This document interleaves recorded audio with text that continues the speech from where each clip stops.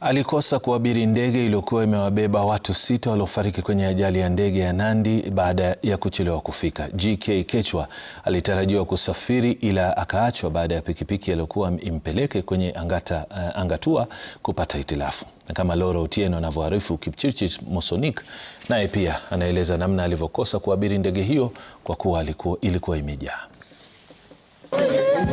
Nyumbani kwa mbunge Johana Ng'eno, GK Kechwa anaungana na jamaa na marafiki katika maombolezi.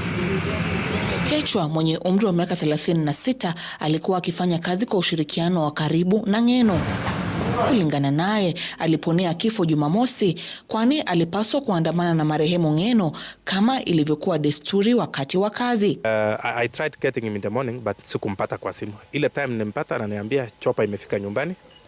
Akaniambia what you do, kimbia Mararianda. Tukapata a slow puncher. Kuna kufika just like a kilometer ndio chopa inatoka. Alifika kama anaenda because he was in a hurry.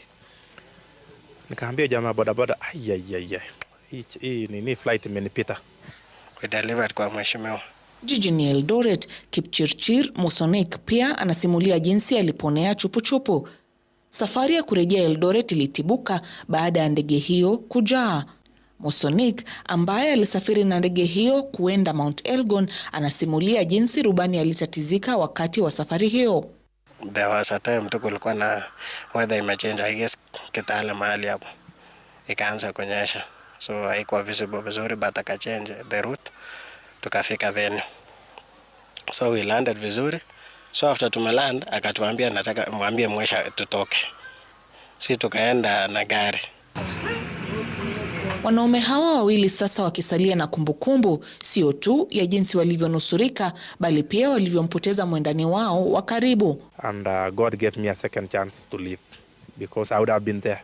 If you see most of his videos, actually people think I'm his personal assistant, which I'm not because I work at the county government, but most of the time he will tag me along his journeys. Saa zingine unakaa kama agenda. Anaweza kuwa bado wako hai. Nilipoona mwili jioni jana, I felt like ningeza muongelesha tu anisikize tu for one last moment aniamke tu.